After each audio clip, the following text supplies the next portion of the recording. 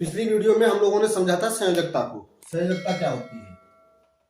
संयोजकता, आइए एक बार इसको रिवाइज करते हैं।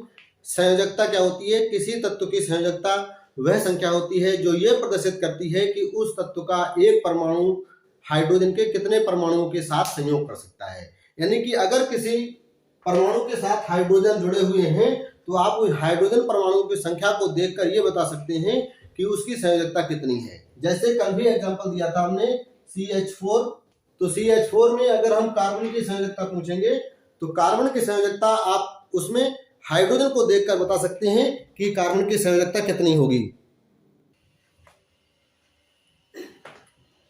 इस कार्बन से कितने हाइड्रोजन जुड़े हुए हैं? इस अकेले कार्बन से 4 हाइड्रोजन जुड़े हुए हैं, तो इसलिए हमारे जो कार्बन की संयोजकता कितनी हो जाएगी? 4 हो जाएगी। ये आप कल समझ चुके थे। लेकिन अगर आप ये मान लीजिए कि अगर हाइड्रोजन ना दिखाई दे तो क्या किसी परमाणु की संयोजकता नहीं होगी? संयोजकता तो उसकी तब भी होगी। जैसे मान लीजिए NaCl, अब इसमें हाइड्रोजन है ही नहीं। अब बताओ आप, सोडियम की संयोजकता कितनी होगी? क्लोरीन की संयोजकता कितनी होगी? तो संयोजकता क्लोरीन की भी होगी, संयोजकता सोडियम की भी होगी, लेकिन समस्या ये है कि अब इसमें हाइड्रोजन ही नहीं है। तो इसीलिए हमने आपको दूसरी तरह से भी बताया था कि संयोजी कोष जो होता है, अब आप समझ रहे हैं ना, संयोजी कोष इलेक्ट्रॉनिक विन्यास करने पर, कोषों में इलेक्ट्रॉनिक विन्यास करने पर वोरवरी के अनुसार कोषों में जो इलेक्ट्रॉनिक विन्यास किया जाता है, तो कोषों में इलेक्ट्रॉनिक विन्यास करने पर जो अंतिम कोष होता है उस अंतिम कोष को हम संयोजी कोष कहते हैं। तो संयोजी कोष को पूरा करने के लिए, संयोजी कोष को स्थायी करने के लिए इलेक्ट्रॉनों की वह संख्या जो उसको चाहे तो निकाल कर पूरा कर दे या इलेक्ट्रॉन उसमें जुड़ जाए तब संयोजी कोष पूरा हो जाए, तो इलेक्ट्रॉनों की वह संख्या जो संयोजी कोष को स्थायी बना सकती है, इलेक्ट्रॉनों की वह संख्या क्या कहलाती है? संयोजकता कहलाती है।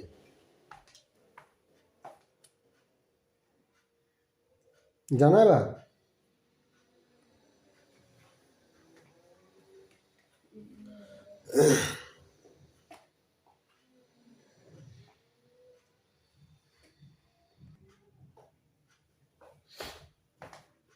तो संयोजी कोष क्या होता है? इलेक्ट्रॉनिक विन्यास करने पर जो सबसे लास्ट का कोष होता है वो संयोजी कोष होता है। और कोषों में इलेक्ट्रॉनिक विन्यास करने का नियम किसने दिया था भैया? बोरवरी ने। बोरवरी के अनुसार हम क्या करते हैं? इलेक्ट्रॉनिक विन्यास करते हैं कोषों में।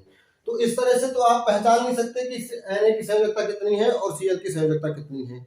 अच्छा, कोषों का स्थायित्व क्या होता है? कोषों का स्थायित्व क्या होता है? इसके बारे में भी हमने पीछे बताया था कि अगर पहला कोष ही अंतिम कोष है तो उसमें 2 इलेक्ट्रॉनों का होना ही स्थायी अवस्था मानी जाएगी। और अगर पहले कोष के अलावा वो दूसरा या तीसरा कोष है तो हम क्या करेंगे? ये देखेंगे कि उसमें 8 इलेक्ट्रॉन हो जाए या 18 इलेक्ट्रॉन हो जाए। अगर 8 इलेक्ट्रॉन हो जाएंगे तब भी हम उसको क्या कहेंगे? स्थायी कोष कहेंगे। और अगर 18 इलेक्ट्रॉन हो जाएंगे तब भी उसको हम स्थायी कोष कहेंगे। और प्रत्येक जो परमाणु होता है वो अपना स्थायी इलेक्ट्रॉनिक विन्यास प्राप्त करने की कोशिश करता है। इसीलिए वो क्या करता है? एक तत्व से दूसरे तत्व से संयोग करता है या एक तत्व दूसरे तत्व को इलेक्ट्रॉन देता है या उससे लेता है, सिर्फ इसलिए ताकि उसका इलेक्ट्रॉनिक विन्यास स्थायी हो जाए। और इलेक्ट्रॉनिक विन्यास स्थायी करने के लिए जितने भी इलेक्ट्रॉनों का आदान प्रदान होता है या साझेदारी होती है, चाहे निकले इलेक्ट्रॉन, चाहे इलेक्ट्रॉन उसमें जुड़े, चाहे बराबर की साझेदारी हो जाए, इलेक्ट्रॉनों की वह संख्या ही क्या कहलाती है? संयोजकता कहलाती है। इसी बेस पर हम डिसाइड करेंगे कि Cl की संयोजकता कितनी है और सोडियम की संयोजकता कितनी है।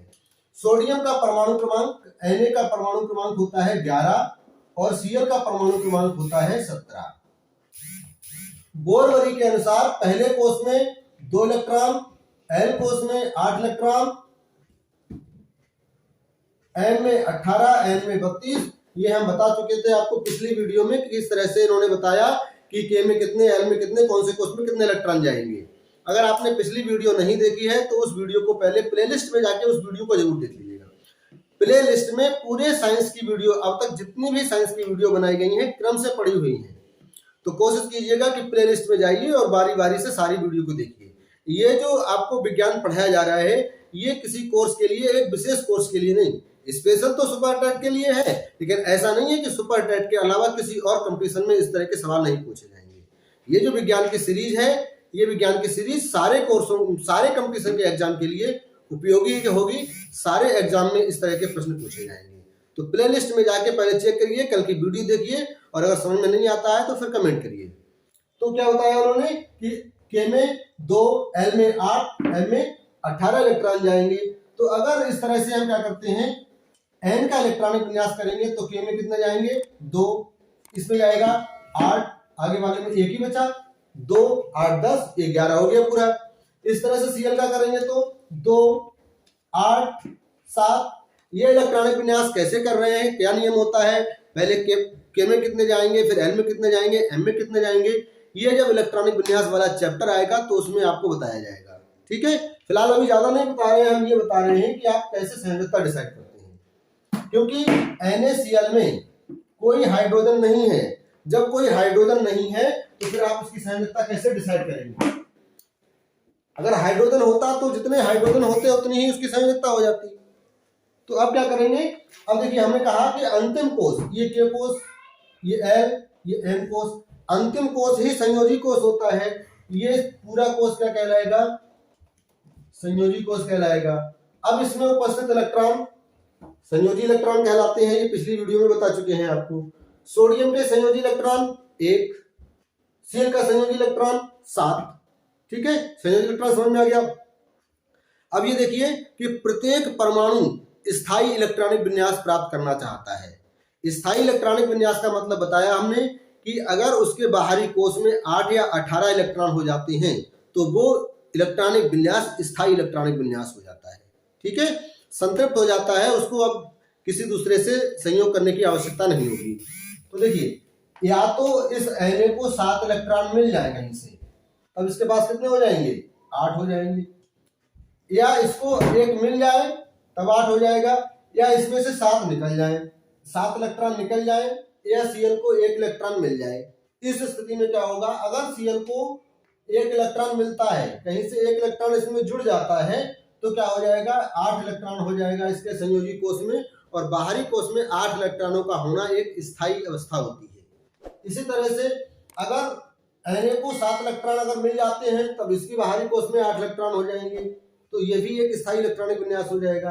अब आप जरा सोचिए कि इसमें से इधर देखिए,